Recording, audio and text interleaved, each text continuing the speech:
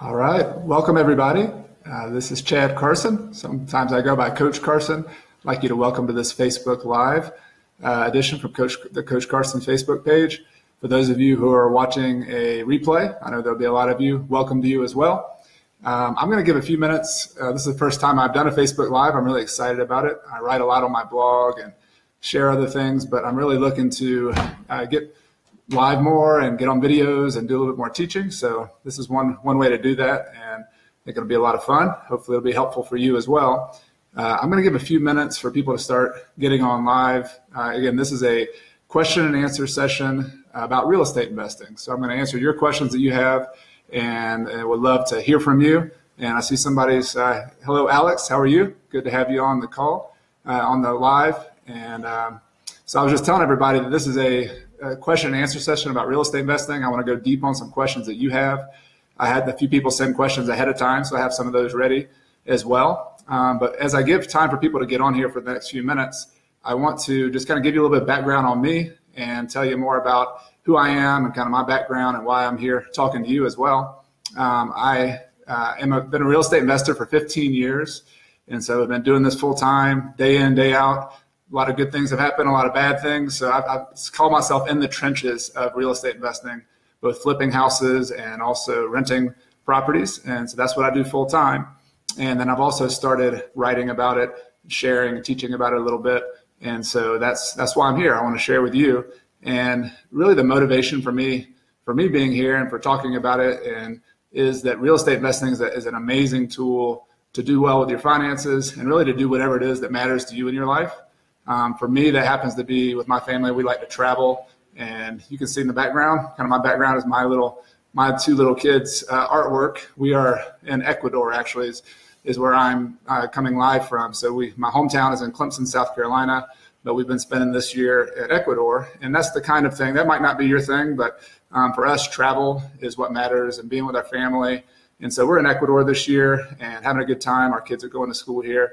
And real estate investing, though, is sort of the base of all that. That's what allows me to do it.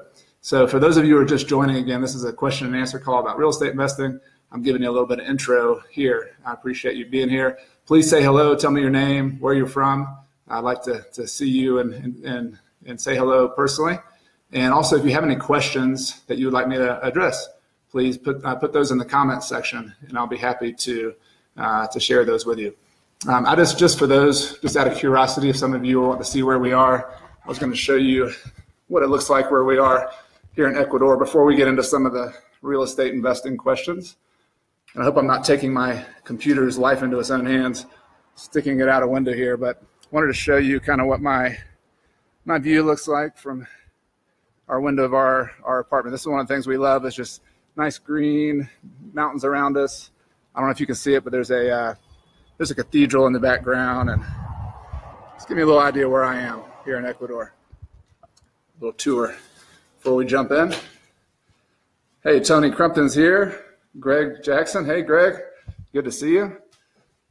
Caroline Miller, Terry Miller's here. Welcome. Thanks for being here. So again, thank y'all for starting to ask questions and get in. We're going to jump right into the questions here in a second. So love to have everybody's joining, and if you think this is a good thing to do, if you don't mind liking and sharing, I see some of you hitting the like button. We're going to get rolling here with the questions, but as many people as we can get on would be awesome. So that is wonderful. All right, Tony's from Clemson, South Carolina. I know Tony pretty well, so welcome, Tony. Ren's here. Hi, Ren. Good to have you on the call, on the live. All right, so everybody's jumping in here. I think it's time to get started with some questions. And for those of you who are just jumping on, please say hello, put your name on, and submit your questions as well. Hey, Caleb. Caleb's here. Rachel's here. Christy's here. All right, so I'm going to jump into some of the questions. The first one I had here is from Caroline. Said, I would like to buy an apartment building, but I can't seem to find any for sale in my area. Do you know of a website I should look at? All right, so the first thing is good that you've found a niche. A lot of the times when I'm first talking to people about finding properties and looking for properties, they sort of start too broad. They're looking at all sorts of things, all sorts of types of properties. And it sounds like, Caroline, you're focusing in on apartment buildings, which is great. That's a good niche. And the first thing I always do is study a market, kind of see what's out there, look at the inventory. If you have a real estate license yourself, that'll help. But if not, you can hire a real estate agent or just look on the tax records often to see what kind of inventory is out there. And my preference, particularly with apartment buildings, almost every single multi-unit that I've bought and a lot of the other good deals I've bought have come off the market. And so I think that's one of the big distinctions, is that you do want to start off looking on the MLS, going through agents is a great way to find deals, but you also want to start thinking about what can you do, particularly in a hot market when there's a lot of people looking at properties these days. What can you do to generate interest from properties that are not on the market yet, where the seller hasn't told everybody this for sale, hasn't put it with a realtor? And so that's the question I would start asking, is how do you start finding some of those? You mentioned a website. There are some websites out there as well, but I would start by, first of all, going back to when I was saying studying the market. If you can get a hold of, through your realtor probably, also through some tax records, get a list of the multi-unit properties in your target location. And the more specific of a target location you can have, the better.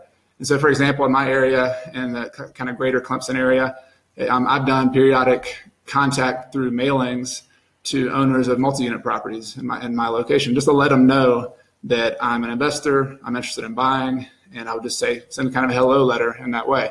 And for example, I might have 150 properties that met my criteria as a multi-unit in my area. And so I would send out a letter to 150 people just saying, hello, I'm Chad. I'm looking to buy a property just like the one you own here in this area. Would you mind giving me a call if you're interested in selling? So that's direct marketing, and not really expensive, especially when you have a nice target like you have with apartments. You could spend $150, $100 sending those letters maybe at most. And don't be surprised out of 150 letters if you get 10 calls, 5 calls. Hopefully you do better, but out of those 5 to 10 calls, they're probably interested. You can talk to them, you can meet up with them, take a look at the property. So that's my number one tip for seeing if you can find apartment buildings.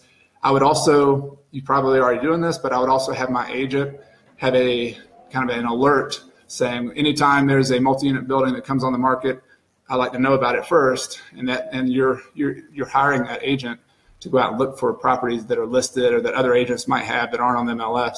So those are my 2 top ways. Agents are going to be doing their own digging, and particularly in the commercial real estate world, you're going to find a lot more, agents who are just talking directly to sellers, kind of doing the same thing I was talking about with direct mail.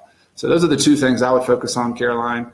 If there are any other kind of follow-up questions you had, be happy to jump into those. The only website you asked about was loopnet.com, LOOPNET. I'll put that in the comments here. Loopnet.com is a good place for commercial real estate. I believe there's a membership. You can get a little bit free, but there's also a membership component where you can get more of the listings. That might be a good way if you had to find one website that has more multi-unit properties and apartments. That is where I would look. So thank you for that question, Caroline. See a lot of other people jumping on. Thank you. And please introduce yourself, say hello, and tell us where you're from. And if you have any questions, please let me know your questions. So we have Christy V says, I'm having trouble with finding good deals as well. Seems to be a seller's market. What's your strategy for finding houses? So I gave you the last question gave you some of my answer. Is very similar with apartments, but I think I would give you one more. You mentioned houses. The number one way I recommend, and that I do myself, and I've done for 15 years, because it works, because it's just got a lot of other benefits, is doing something called driving for dollars. And so this is another idea of getting houses that aren't listed on the market, everybody doesn't know about.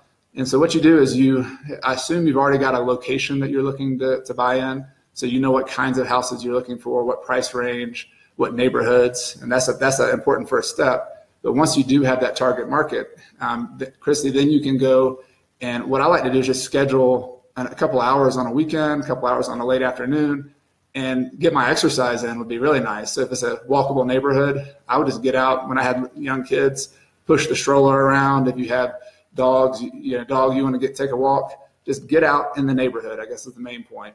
On foot would be the best way, but also if you want to drive around in your car, that's fine too. But the point is you're going to drive around, and here are a few things you're looking for. The first thing you're looking for are houses that are vacant. And you'd be surprised if you drive around for an hour or two how many houses that you can start noticing are vacant. You'll start noticing little things like hey, there's a bunch of newspapers piled up in the driveway. You'll notice the grass is high sometimes, but sometimes the neighbors will cut the grass. But you'll start finding, I've developed like a radar for vacant houses, and you'll be driving 50 miles per hour by a house and notice, hey, that house is vacant. And so you slow down and look. So what do you do with that? One thing you could do is, like I mentioned in the other one, you could send that person a letter, say, hello, I'm interested in houses in this neighborhood. If you'd like to sell, please let me know. Because the idea is that if it's a vacant house, is vacant for some reason. Either the person's moved, maybe it's an estate, somebody's inherited the house and they're out of town, maybe it's a foreclosure, who knows? There's all sorts of reasons, but vacant houses are not a good thing. If you're an owner, you don't want to leave your house vacant very long either. So if somebody's left their house vacant for a while, there might be some reason they're wanting to sell, and that's what you're looking for. You're looking for some reason other than I'm just trying to get top dollar for my house to buy, for somebody who has that kind of motivation. It doesn't have to be desperation. A lot of people think, I've got to go find people who are desperate to sell their house. And that's just not the case. You just want somebody who has a little bit of a motivation other than I'm just going to sit there all for a year and wait to get the top price on my house, and that's it. And so driving for dollars and finding vacant houses is one way. You can also start calling for sale by owners. So there might be people in the neighborhood who've just stuck a sign in there, and the uglier the sign and the more basic the sign, the better. I would just call every one of them. Not every one of them is going to be a good fit, but you can look for those. I also like to call for rent signs. That's one that a lot of people don't think about, but you might have a landlord or somebody who was trying to sell their house, and now they couldn't sell it, or they just decided to stick a for rent sign in the yard. If you call them and just start talking to them, you could ask them questions, but then say, I notice this is for rent, but would you also be interested in selling it? If you ask 5 people that question, I'm sure there'd be a couple that would say yes. And so those are just some little ways that nobody's really doing that. And I like to, when I'm finding how there's all sorts of different ways to find deals on investment property, but I like to do the ones that nobody, either they're a little bit too hard, take a little bit more effort, they require you getting out from behind the computer and actually doing something. Those are the ways I think that set you apart, because there's always going to be room for people who hustle and get out in the market and do things. And driving for dollars, looking for vacant houses for sale by owners for rents is one of those that just sort of sets you apart from other people. And you can do it wherever you are. You can get a little exercise. You learn a lot about the market. You meet people. So I think all of those are good reasons to kind of add that to your repertoire, Christy, of ways to find houses. In addition to the traditional ones, using a realtor, looking on MLS, those kind of things too. But that's really competitive, particularly in a hot market. So you want to find some other ways to kind of go fishing for leads and deals as well. So thank you for that question. I hope that addressed that a little bit. Let's see, got some more questions coming in. Again, if you're brand new, if you're just jumping on the call, this is a question and answer session about real estate investing. I'm Chad Carson, and we're going to go through your questions and dig into some things. I've also had some questions that were submitted ahead of time, so I'm going to go over those as well. And I'm really happy to have you. Thank you for joining the call. Christy had a follow-up question. What's your target response rate when you're doing mailings? So that's a really good question. It's kind of a follow-up to the prior answers I had. You asked 5%. 5% would actually be a really good direct mail response rate, but that's something to shoot for. It's always an experiment. That I've had times the best I've ever sent. I sent out for every 100 letters I would send out, I got 15 or 20 calls out of those 100. That was just completely off the charts, just amazing. I've had other times, particularly with follow-up letters. I do send some follow-up letters on some of those lists that I'm regularly looking at. And, the follow-up letter might have a 0.5% or maybe a 1% response rate. So, you just have to kind of play it by ear. If you get 0 response and you're sending out a lot of letters, you want to start figuring out what's going on. Maybe you need to change your envelope. Maybe you need to change your letter. Maybe they're not getting delivered. You got to kind of go back to scratch. And marketing is always, always, always an experiment. What worked last month doesn't necessarily work this month. And so you always have to be kind of staying up and learning new things and trying new things and being willing for it to fail and fall flat on its face and then try the next thing, because you'll have other people doing the same thing. They're sending letters out. And so you want to do things to set yourself apart. One of my friends in a competitive market did something with his direct mail that I thought was really interesting to make it more personal. And that's what I like to do with my letters. I have a handwritten envelope. So whatever the person's name is, I handwrite the return on it and put a real first-class stamp on it. And then inside the letter, my friend did something that I need to do as well. He would actually put a picture. It was, at the time, it was him and his dog. He and his dog. We were sitting there smiling. It was kind of goofy looking, having a picture along with a letter, but his response rate skyrocketed because people saw it was just a real person who liked his dog. And I think just made him more approachable. And he would get people calling. Some people would call like, "Why are you sending me a picture with your dog?" And they weren't really interested in selling, but they called and they were kind of laughing about it. Other people had, they would call him and he bought a couple properties, multi-unit properties, going back to that first question. Sending somebody, a landlord who owned this building for many years, a letter, very simple letter with a picture of him and his dog sitting there on the front of the envelope. So I think that's just any little idea like that you can do to make it more unique, make it more approachable is a really good one, Christy, and that'll increase your response rate. All right, welcome some other people here. We have a lot of people, Matt Heiser in Wilmington. I recognize that name. Good to see you on here. Joseph's here, Caleb's here. So lots of people jumping on. Thank you all for being here on this real estate investing question and answer call. So the best style of postcards and mailers, that was a question from Joseph. What do yours look like? I answered that a little bit, that I like to do more targeted direct mail. So instead of, some people do postcards, and I think that's got its benefits too, because you're going very broad. You're sending it like 5,000 people or 1,000 people with a postcard that has a very direct message on it. I take the more direct kind of rifle marketing or laser beam marketing approach, where I pick a list that I think, a list of people, for example, vacant houses that I found. I might find 15 vacant houses driving on a Saturday. I would rather have the very targeted list that I then get very personal with my letter. Like if I could, I would send every single letter handwritten, where I would actually handwrite it. "Hello, my name is Chad. I saw your house at such and such address. I don't know if you're looking to sell, but if you are, I would love to talk to you." If you send a handwritten letter every single time, your response rate would skyrocket. Now, is that practical if you're sending out 150, 200 letters and having to do that over again? Not always, but there are ways to do that. You could type your letter and have a handwritten note at the bottom. So anything you can do to make it more personal, like the picture that my friend sent, is very helpful. But I like mailers, Joseph. I like to send just the letters themselves. And I played around with it. This is something you have to test. I used to send like the number 10 envelopes, the regular kind of business envelope, still handwriting it. But I switched a few years ago to doing like a little invitation style envelopes. And it doesn't cost anymore. It's about the same or cheaper, but you just fold your letter a little bit differently. But it looks, again, more personal. And it looks like somebody personally sent them a letter, which I did. I personally sent them a letter to ask them about buying their property. And so I get an increased response rate just because the letter gets opened. People are busy. You can't assume people are going to open your letter just because you send them a letter.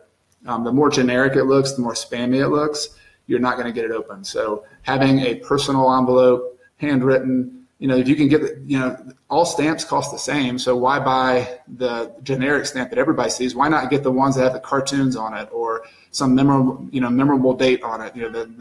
The whatever the latest stamps are, you know what they are. They all cost the same, but when they see that unique stamp, that's just much more likely to be open. So those are, use your creativity on that. There's lots of ideas on how to make it work, but that's what I like. But again, I'm open to what works. So if next week that didn't work at all, I would switch and look for different ways to send letters out.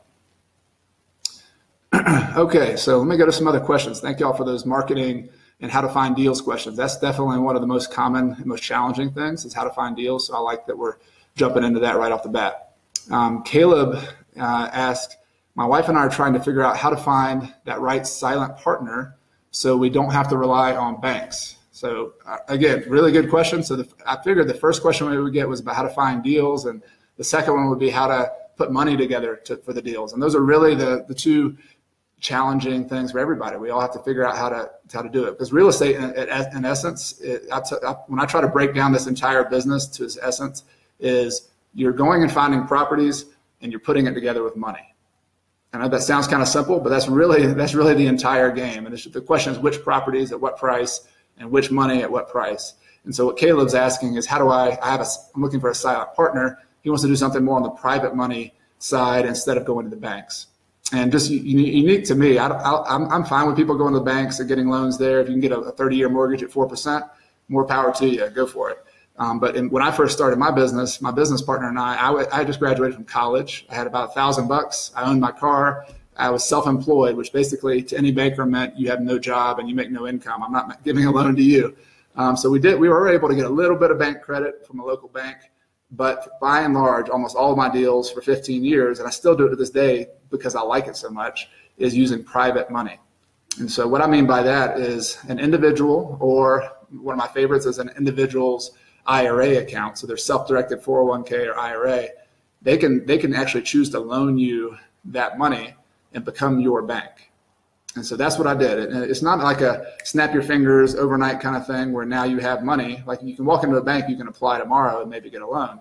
Private money is more of a relationship game. So the first private lender we had, kind of a silent partner to your point, Caleb, was a professor that I met at Clemson University where I was, and I took a class and just started talking to him about a little bit about what I was doing, that I wanted to go buy real estate. We developed a relationship first, which was the really important part. I didn't just go up and start pitching for money right off the bat, but I built a network and a relationship with people who were also interested in real estate. And he happened to be somebody who had already been in the real estate game and understood real estate, understood what was going on, but didn't have as much time or energy or desire to go out and do all the hustling, which I did. I was 23 years old and I didn't know what I was doing, but I was willing to go hustle and do what I could.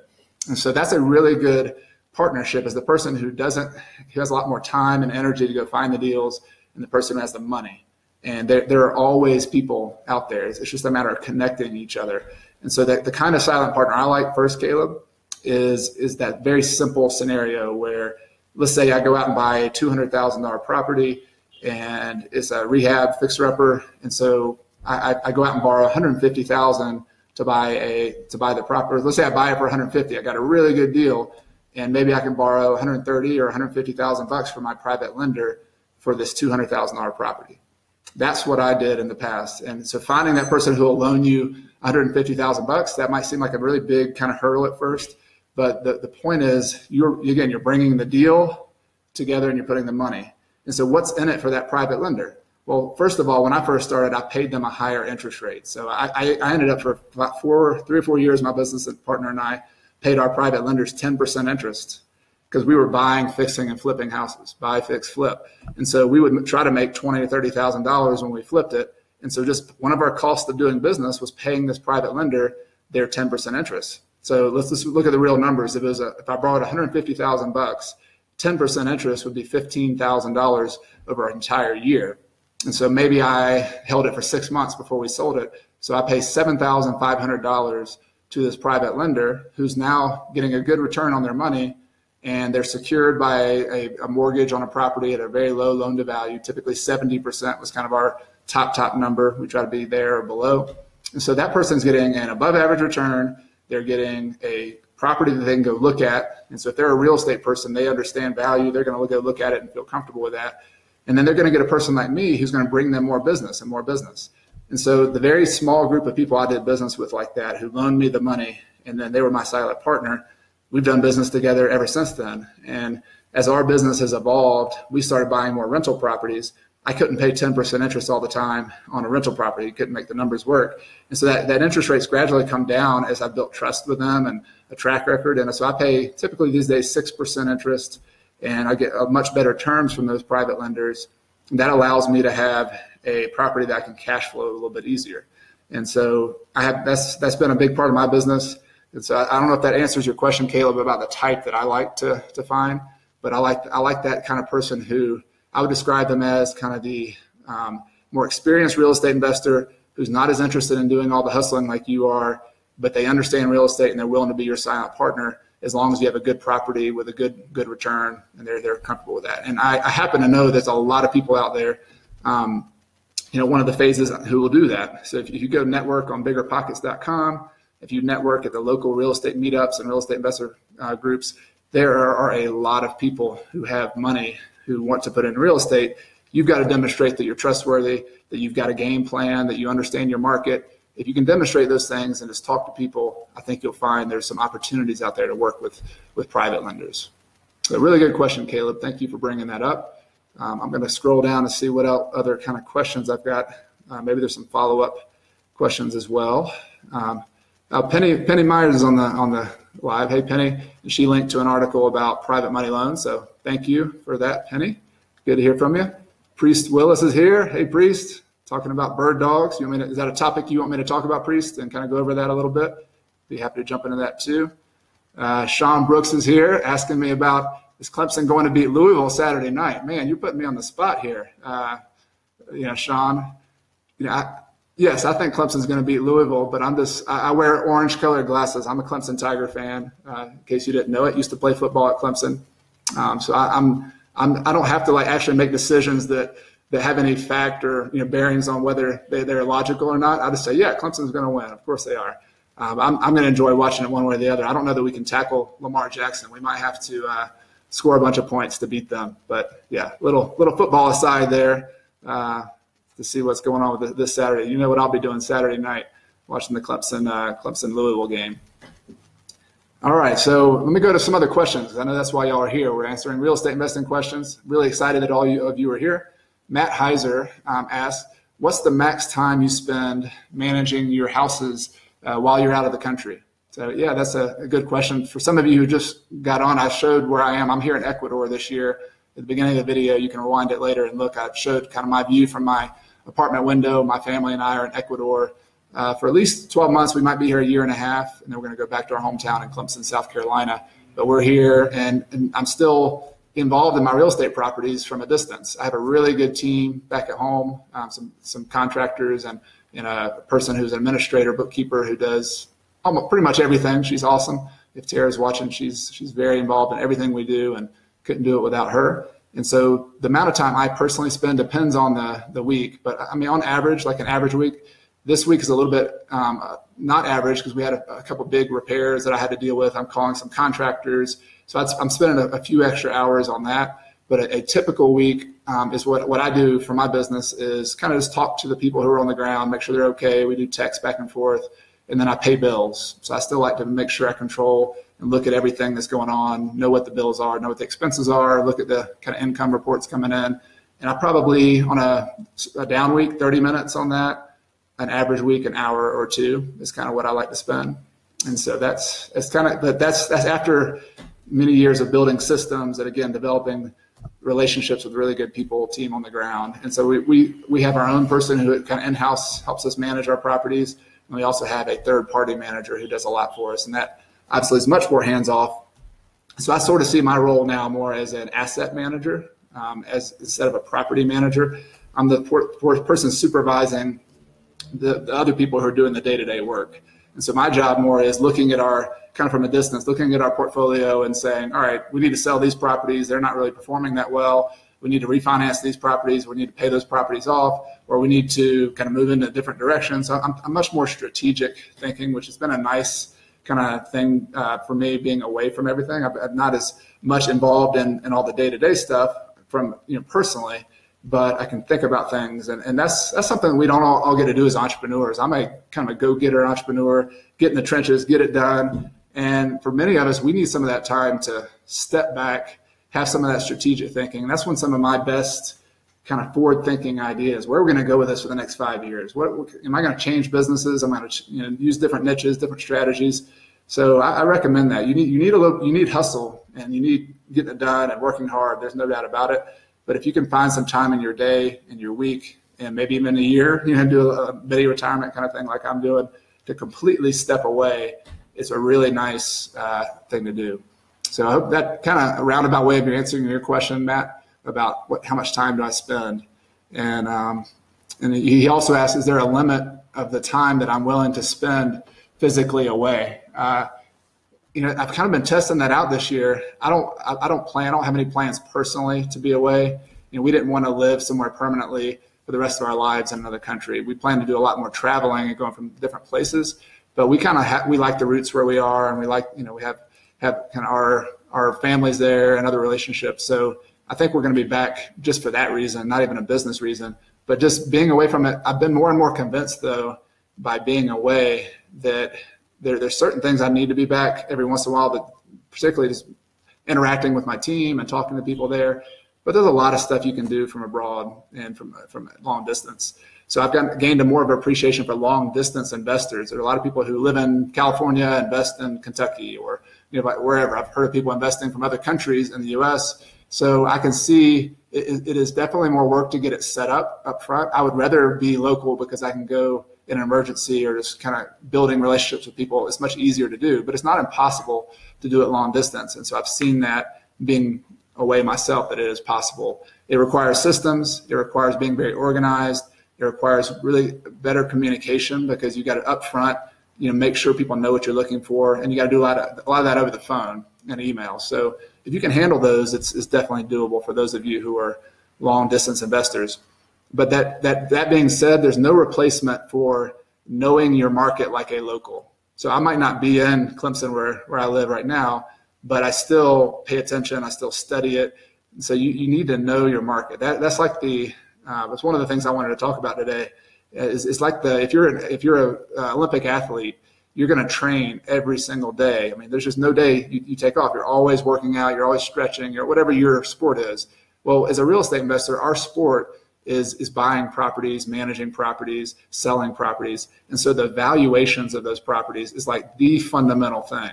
And so no matter what you do with finding deals, raising money, like every single day is your day to learn about your market. You really have to know it well. And so for me, that means having Zillow feeds, having MLS listings sent to you, always paying attention to what's going on in your market, talking to other landlords, talking to other investors. And so all of those are really important. So if you're kind of new to the business or experienced and just trying to kind of go back to your fundamentals, that's always the one I go back to. You got to know value. You got to know value, because when you go to that person with the money, that's the value you're bringing to them, is that you know the market better than everybody else, or at least better than most people. And so that's something you have a control over. And I would certainly recommend all of us kind of work on that. All right, let me keep on going down the list of questions. Penny had a question. Hey, Penny, I want to owner finance one of my rentals to the tenant. I don't want to service the loan myself. Do you know of a good loan servicer? All right, so Penny's talking about selling the property on owner financing. So she's been a landlord, but she now wants to kind of transition into owning the note on the property, so owning payments, which I love doing. We've done that a good bit over the years. A lot has changed, just kind of qualify that for everybody, since the Dodd-Frank legislation. I think it was 2008, 2009.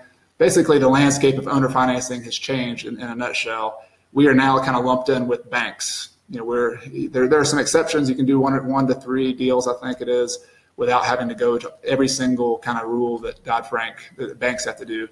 But we've only done a couple lately. But the point we've taken, Penny, is to almost to hire an originator and to hire a servicer like you're talking about, because that's part of what we have to do to kind of stay, if once you're in the business of making owner finance loans, to stay compliant. There's a lot of steps those originators and servicers do. So I don't have I have a particular one in the upstate. If you private message me, Penny, I'll be happy to send you. I think he does some in North Carolina as well.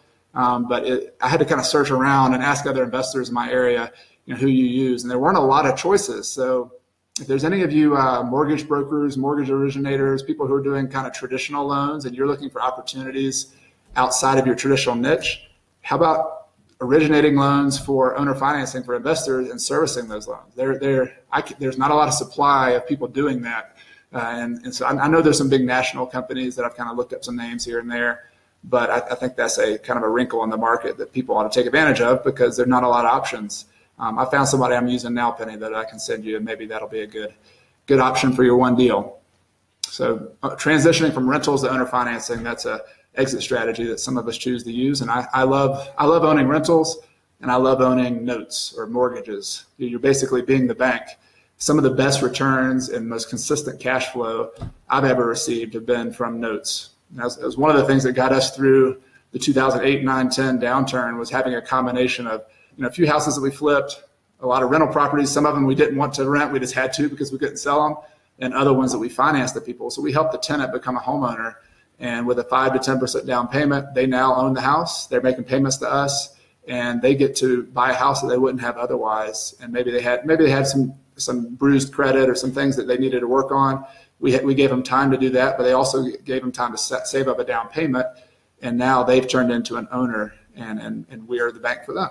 So that's a really interesting niche. There's a lot to know about that, some things to study in terms of regulations and others. It's a whole nother business. So, but if that's a niche that interests you, definitely look into it. All right. Hey, Parker Adams is here. Hey, Parker. He asked, how do you keep track of what materials and colors you use in different properties so repairs can be easier? Do you use the same materials, colors in every property? I love that question. It's a good one. And we kind of learned the hard way by using the colors that look good for each house. And we did that early on, but we quickly learned that we kind of got boring. We just use the same color over and over and over again. When we're flipping houses, we'll go a little bit different. We'll sometimes look at what will be the best combination for this area and this color. And we have a realtor who helps us stage houses and very much is involved in kind of helping us think about the layout and design and colors. But for rental property, yes, we use one color paint for the wall, one color paint for the trim, and then one, obviously a ceiling kind of white. And we've gone from different companies, and it just changes like the wind. Currently, we use Sherwin-Williams. And one of the biggest goals we had was every time you turn a property over, you want to minimize the costs. And so to your point, Parker, having that one color, if you just have a bunch of buckets of that one color, you don't have to go buy a different bucket for every property. So if you're going from apartment to apartment to apartment, you just want to be able to use that same paint. But one of the deals we had was you would like to be able to touch up paint or maybe paint one wall because that's the only wall that's nicked up. You don't want to have to paint a whole entire apartment again. And so we had trouble matching up paint. We couldn't touch up with certain paints. And we thought that we had to get fancier with the paint and that maybe that would help out. But actually we've gone to like the most basic contractor grade paint at Sherwin-Williams, and it's flat. It doesn't have a lot of pigments, doesn't have a lot of crazy stuff in it. And it touches up. We just switched the last year and a half better than anything else we found. Go figure. I'm not a paint expert, but the main point is use a similar color. Go with that. Find one you like. Find one that's neutral. We like the neutral colors. We don't want to go too white. Some people go like just the entire thing white. I don't. That's not my preference.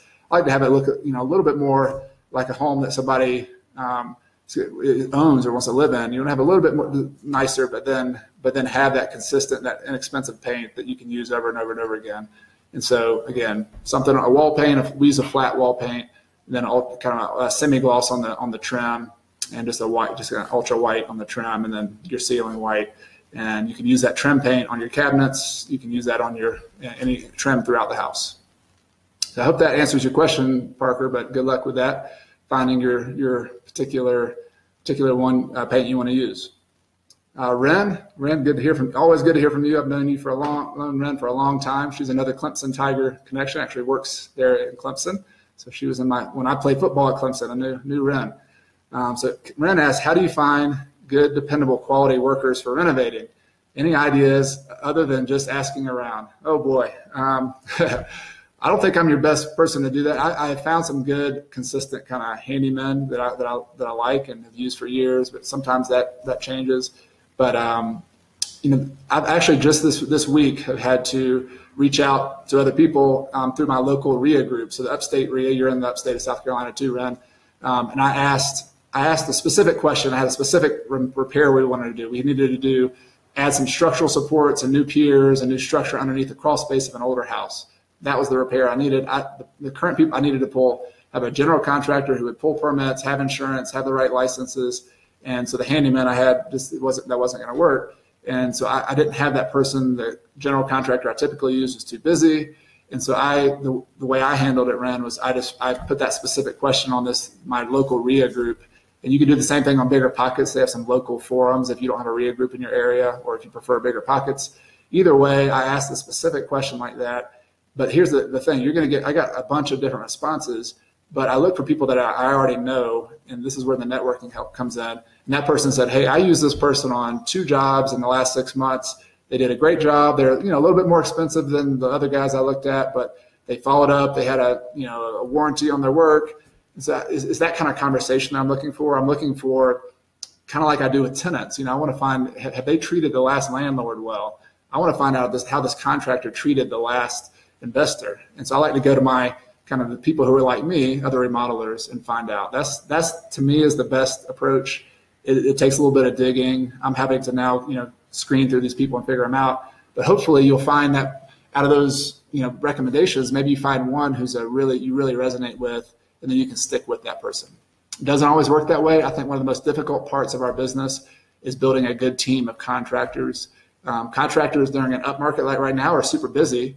And during a down market, they all needed work. And so it's a lot easier. But the better the market gets, the good ones are super busy. And so getting them to, number one, come in on a price that you can afford. Number two, getting on time. And then number three, getting them there, is difficult. So if you have some specifics, Ren, you want to look at in our area, happy to try to bounce some ideas around with you as well later on. All right, so we got a lot more questions coming in. Thank you for everybody who's new to the call. If I was asking everybody earlier, if you think this is helpful, the best payment you can give me is to share it, is to like it. Let me know you're liking what you're hearing, and be happy that would let other people know. And that's really what I'm out here doing. I'm trying to help answer questions and share the good things I've learned, the bad things I've learned, the mistakes I've made to help you with your own real estate investing. So I see Patrick Sapp on the call. Hey, Patrick, good to see you. Another old Clemson buddy. Really good to see you on here.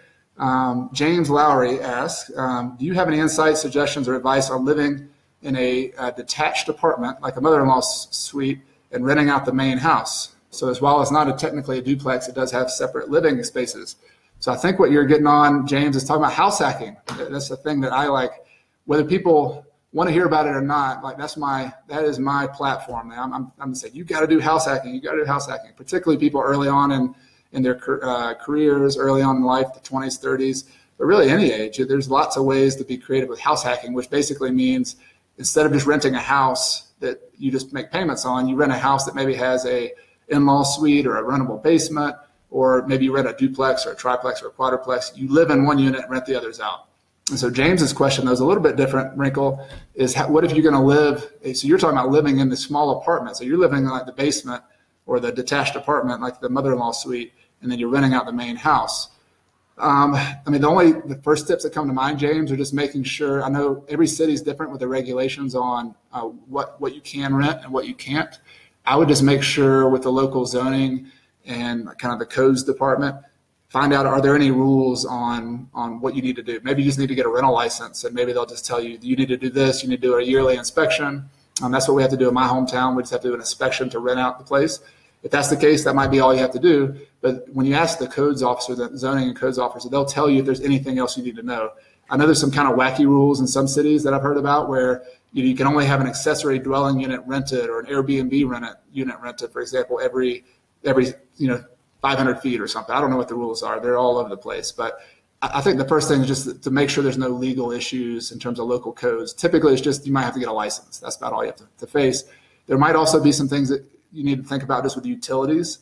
Are the utilities separate? Are they the same? How are you going to handle that? Often people just include the utilities in the rent if it's not separate. So you just, their water and their electric would just be part of your bill, part of their rent to you. But I like the way you're thinking. I mean, some people are trying to save money. The way to save the most money is rent out the bigger space, rent out the better apartment, because you're going to get more money for that, and then live in the small apartment. So I love the idea, James. I hope that works out for you. If there's any other follow-up questions you have on that, on house hacking, I could talk about house hacking all day long. So I love that. Hey, Mark Struckoff, and cousin of my wife's, a family member out in Missouri. Great to have you on here, Mark. He says, I hope you and the family are doing well. Thank you. We are, and missing everybody back in our family in St. Louis and in Clemson as well. So great to have you on, Mark. Mark does real estate investing and is a real estate agent, also entrepreneur, has other businesses. So if any of you are in the St. Louis area, he's a great guy to connect with. Jose is on here. Thanks for being here, Jose. And he would say, his question was, what would be the expected return on investment for a rental property? So I'm glad we got a return on investment question. So kind of the deal analysis. That's one of the other common questions I get along with finding deals, finding the money is, how do you analyze a good deal? What do the numbers look like? And so it's sort of a big question that I would break down into pieces, Jose. Like when I'm analyzing a deal, there are two kind of main ways I quantify it. One is I look at the income that the property produces like today. And then I also look at what price I'm paying for it. So if in a best case scenario world, I would buy a house below value or buy a building below the current value, whether that's 10% or 30%. I'm trying to get some kind of discount to build a little bit of a margin of safety and some profit into that rental property. But the other thing is the income, which maybe is what you're asking about as well. And so there's a couple different ways to analyze the current income on the property. The best way I like is something called a cap rate. And so a cap rate, I'll actually I'm doing multiple things at one time. I can link to a video I did on YouTube. If you go to my YouTube channel, Coach Carson YouTube channel, I have a video just on cap rates that I'll share with everybody at the end of the call. But that would kind of give you about idea what it is. But the basic thing is it just shows you, if you had no debt on this property, how much income compared to the price that you pay does this property produce. So it might be like, this is a 7% cap rate property. This might be a 10% cap rate property. And appraisers for income properties also use the cap rate as a market value. So they'll look at all the properties in the entire market and say, investors on average in this market are buying properties at a 7% cap rate. And so that is a return on investment figure, just a basic kind of first level analysis of the income production of the property that I like to use, because it helps me evaluate and compare apples to apples. Number one, it helps me compare property A to property B. So property A produces a 8% cap rate, property B produces a 10%. And so that's like kind of a first level. And then I might look at the kind of qualitative parts of that property and say, well, the property that's at an 8% cap rate is in a much better location. I'm also buying it 20% below value, whereas the one at a 10% cap rate is in kind of a so-so location. It's kind of going downhill. And so you see, you have to kind of, it's like a puzzle. And what I like to do is I have multiple ways of analyzing a deal. The numbers are one part, a big important part. The qualitative part, the target market, the idea of how much it might grow in the future, how easy the tenants will be to find in this area. All that kind of is a big soup of deal analysis that we look at. And I actually have an article that I'll share as well about deal analysis that might help you out, Jose, on this particular one. But kind of long-winded answer to go all around that. Cap rate, cash-on-cash returns, another way I look at properties. But for me personally, particularly when I'm using leverage, if I'm not getting a return on investment in the 12 to 15% range, all in, is not interesting to me. So that's me personally. Now, if you talk to 10 different investors, you're going to get 10 different answers. There are some people who have a lot of money to put into play. If they can get a 5 or 6% return and with a lot less risk, that's an important question. Getting a 10% return with a lot of risk is not the same as getting a 5% return or 2% return with no risk. And so there's a lot of questions to think about. But me personally, if I'm actively going out, finding a property, having to manage it, having to take the risk of getting some leverage, perhaps, I need to get a lot of return, a lot more return. 12 to 20% is kind of the range I'm looking at. So good question. If there's a follow-up, Jose, that I could help you out a little bit better. It's kind of hard to talk numbers, and what I'd really love is like a whiteboard right here so I could kind of draw it up for you. I'm always trying to draw things when I'm explaining them, but I'll post an article there that lets you see a little bit more what I'm talking about. Jay Helms is here. Hey, Jay, welcome to the call. Glad to have you on here. And Arian Shihaj is on the call. Hey, Arian, good to have you. Glad you're on the Facebook Live with me. Buenos días. Podemos hablar español ahora un poquito. I'm learning. So welcome. All right, I got a couple more questions. I know that's why everybody's here. Again, if you think this is helpful and other people should know about it, the biggest compliment you can pay me is to like it, share it. I would appreciate that. Jay Helms asked a question. He says, I have some Clemson alumni looking to invest in Greenville. Let's put a deal together. All right, let's talk. I'm always open to looking at everything we can. I'm as much as anything, I'm a student of the game. I know a few things that have worked for me. I know a lot that haven't worked, but I love learning from other people in my area, other areas, what's working, what's not, what kind of deals do you have going on. One of the biggest lessons I've ever learned is that the people you meet in the real estate business and the connections you make and the value you add to one another, that's really what makes the business work. We kind of think it's all about sticks and bricks and money, which it is, but it's the people, the interaction. So yeah, long-winded answer again, Jay, to say, let's connect. If you want to email me, just go to my website, coachcarson.com, click on contact, the contact page, and let's connect. If you don't already have my email, I'll be happy to chat a little bit more about it. Michael, hey, Michael is here, and he has a house hacking in South Carolina. He's looking at building a quadruplex. He says, assuming that I live in one unit and rent out the other three, does the 4% tax rate apply for the entire property? All right. So would it matter if the fourplex was a single parcel versus 4 separate parcels? All right. So it's been at least 7-8 years since I lived in my quadruplex. I'm trying to remember how they taxed me on my property taxes. My kind of gut reaction is that it's the entire property is at 4%. But I do remember, and it might have been with my depreciation on my tax return, Michael, that I remember I had to split out the property when I went to do my tax return. I was able to depreciate and kind of do everything on the 3 units that I was renting. So like 75% of the building, but because I was living in 25%, there's some tax angles that need to be understood for house hacking. But I think it was on the income tax rate. And so in South Carolina, this might not be relevant to every other state. We had somebody in their infinite wisdom decided to tax landlords and then commercial properties at a different tax rate than all the owner occupants. So we get a lot, in some cases twice as much paying taxes. So there's a big benefit to actually living in the building because your taxes can be reduced by $1,000 or more. So my guess is, Michael, that you would actually get the lower tax rate, but a quick call. I'll do some double checking on that. I want to make sure, but that's my uneducated, not looking at my numbers from when I lived in a quadruplex answer to that. All right, so I think we've gotten through most of the questions that I saw. Other people are joining. Thank you all for being here. Appreciate it.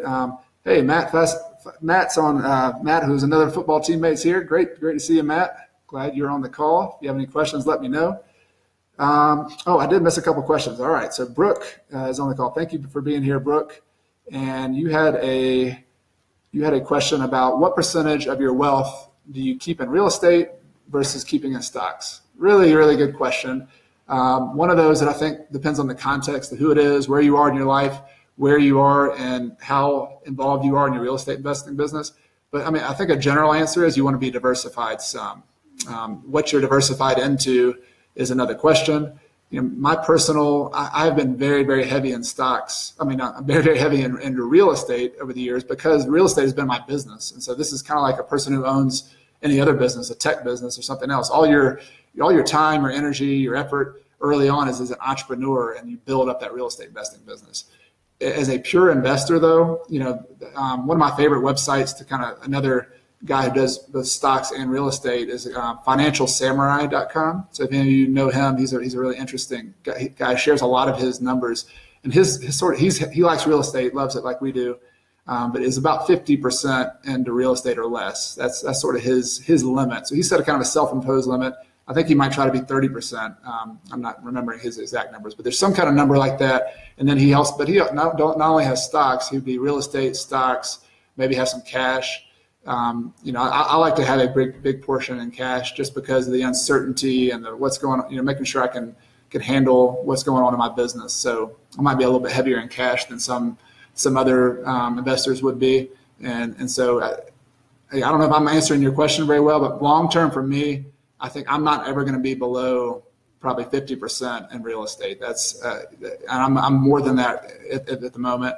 But that's even as I kind of diversify myself, I sort of subscribe to you're either going to be in the camp of like complete diversification where you just try to diversify the entire market, or you're going to be somebody who's a little bit more where I lean to, more like Warren Buffett says. He says you can either diversify or you can be the person who really knows your assets very, very, very well, and you watch those assets really closely.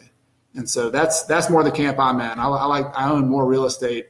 I try to reduce my risk. Now, there's lots of different risks, and one of the risks in real estate is having too much leverage, what if things go wrong? What if we have a Great Depression? And so the big kind of risk reduction effort I take is let's make my portfolio better in terms of amount of equity to debt, amount of cash you have saved up. And so I'm always thinking about risk, and diversification is one way to try to address that. But I try to address it in other ways too. So we could have a long conversation about that, Brooke. I think it's a great question, and I'm probably not the best answer for everybody on that kind of long-term. How do you diversify? What do you put all your assets in? I'm experimenting myself. I'm a student. I'm learning from other people. I'm definitely trying to diversify more than I am now, get into more other things. All right, Heath Cowart's on the call. Hey, Heath, long-term friend. Glad you're on here as well. Brooke says, great info. Thank you, Coach. Looking at buying my first multi-unit in the next few months. I'll be living in one of the units. All right, house hacking. I love it. As I said earlier in the call, house hacking is my kind of pedestal that I like to get on. And if I could talk to every 22-year-old getting out of college or every 18-year-old getting out of high school and convince them that just for 10 years of their life, 20 years would be awesome, but just 10 years of your life, if you could eliminate or cut in half your housing payment by house hacking. Just think about the long-term financial effects. I've written articles on this that show how much wealth you build just by 1 or 2 decisions on your housing. Instead of having a $1,500 housing payment or a $1,000 housing payment, what if you did a house hack during your post-college years or post-high school years when you're already living in a small unit? Why not do that and set yourself up for the rest of your life? If you did one real estate deal and never did any more real estate investing, that's the one I always tell people. Just buy a property that you can rent out the basement, rent out an apartment, buy a multi-unit property, live in one unit. The numbers are incredible for what that does to your wealth long run. So kudos to you, Brooke, for doing that. Can't wait to definitely let me know how it goes and if there's anything else I can do to help you out with it. Arian has a comment. He says, what do you do when your local market is in the appreciating part of the cycle and cap rates and ROI returns are compressed? So definitely happening these days, right? Do you keep investing? Do you wait for the market to offer more opportunities, or do you look at remote investing? So I can only answer what I've tried to do, because our market's getting compressed as well. There's still opportunities, and I'm in a little small market. I'm in Clemson, South Carolina. We're kind of a sub-market of Greenville, South Carolina, the upstate. And just like a lot of other places that are attractive to live, we've had some compression, probably not as much as you are in Texas, Arian, but my only approach has been to hustle harder for the off-market deals, first of all, but I know you're doing that. The other thing is look for more value-add opportunities. So before I left for Ecuador, we bought a bunch of properties last year, and they were all at value-add. They were all, on the surface, the cap rate looked really bad. It was kind of an opportunity where just by knowing the market, I knew that the rents are here right now, but if we do this and this and this, we can take them up to here. So, I would say, the days of the easy MLS deals are definitely done, but, going off market, getting more creative, looking at the opportunities where, I know some people like in the Charlotte area who figure out ways to convert the basements to extra rentable units. I mean, think of every single creative way we can figure out to make a deal work in that hot market before we jump ship and go to another one. Because I just think when you're in a market, so much about the intricacies and the details of that market, you're giving up that competitive advantage by going somewhere else. So I want to exhaust every single opportunity I can. And the other thing I would look at, Arian, and is this just kind of a general investor, is that I think about myself, is if the market gets too hot, why not become a lender to the people who are maybe taking a little bit too much risk? And I don't want to encourage that, but if I'm at 70% loan to value, 65% loan to value, and I'm handpicked some of the properties, maybe there's more opportunities as a lender than a landlord buying at 3-4% cap rates. I'm not getting into that. I'm not, if I'm having to buy at 3%, 4% cap rates, there's just no way. I'm always going to be, that's not investment grade to me. So I don't know. I'm open to your ideas too, Arian, but maybe going off market, look at value add opportunities, look at new construction potentially. That's not something I've done a lot of, but I know sometimes you've done more than I have in that area. And then also looking at lending perhaps. Then as a last resort, I'm a local guy, so I don't want to jump ship and go out of town because it's always worked where I am. But I would definitely consider that too, finding some other markets. Arian is an awesome real estate mind as well. So for those who are looking for another person to kind of think about and understand, he's in the Houston market, which has been on all of our minds lately with everything going on there. But he's in the Houston, Texas, and has a website called Investing Architect. If I got that wrong, let me know. Arian, if you want to put your URL there, feel free at the bottom in the comments. And he's somebody I look to for a lot of expertise on what's working, how to think about strategy, and is an awesome person to know in the real estate investing game. All right, we're approaching an hour here, and I think if I didn't cover your question, please let me know. I really appreciate all of you being here. Maybe you've taken your lunch hour to hang out with Coach on Facebook Live. I had a couple. I think we covered a lot of the things I wanted to get into. We covered earlier how to find deals, kind of off-market deals. We talked about finding private money. Talked about looking at your market. We talked about paint. Parker got us into the paint conversation. Good for you, Parker. Appreciate that. And if there's anything else I can help you out with, please let me know. And if this is a format that works, I would love to do some more Facebook Lives. I do a lot of writing on my blog, CoachCarson.com. But I want to get more back into teaching and getting face-to-face and doing these kind of interactions.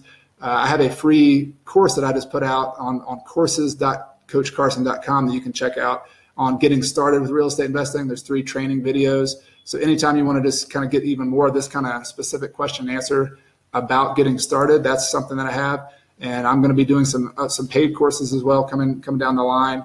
I'm actually opening one Tuesday, and that's going to be on how to, it's called Real Estate Start School. So I've been working hard on this for 3 or 4 months, and I'm going to take this is a pilot test group. We're going to have a smaller, relatively smaller group. And my idea is that we are going to help you figure out what your goal is. We're going to work step by step through getting started, analyzing your market, raising the money, generating leads, picking a niche, all the kind of things we touched on today. We're going to go really deep with that, but kind of hold your hand and customize a plan. I think that's one of the things that I've helped people do in the past that maybe isn't as common, is that every niche that you hear about, every technique you hear about in the real estate world is not going to be good for you. You have a unique set of strengths, weaknesses, a unique market. And so the trick is, and a lot of people get stuck on this early on and have a hard time getting rolling, is because we got to figure out a customized plan for you. So however you do that, think about that. Think about that. You don't have to be like me. You don't have to be like Arian. You don't have to be like some person you saw on late night TV. You just need to find a little niche that works for you. And that might be buying 1 or 2 properties. That might be buying in your backyard. That might be going out of town. There's a lot of factors that go there. And that's really what I'm trying to help people with, both of these kind of question and answer calls at my blog. I want to help you get more clarity on whatever it is your niche is so that you can get started, because the real education starts once you buy that property, once you get involved. That's when you start learning. I'm learning every day. 15 years later, I'm still feel like a rookie sometimes because you make mistakes and you learn. But that's the goal of Real Estate Start School that I'm doing. The reason it's the first course I'm putting out there is I want to get people started, and then all the other lessons start after that. There's so many more things. You can make a lifetime out of making real estate investing, getting good at real estate investing, and I plan to do that as well. So I encourage you to however you get educated, however you learn, keep trying, keep getting started, and I hope you'll stick with me at CoachCarson.com. I write articles there weekly. I share a lot of investor profiles of other people who are doing things and succeeding out there. And then I'm also, again, teaching a few courses here and there too. So I'd love to stay involved with you. Please like my Facebook page. That way we can stay involved there too. And I hope this has been a helpful question and answer session for you all. You all have a very good weekend coming to you from Ecuador. Hope all is well with you wherever you are. And I will see you next time. Have a great day.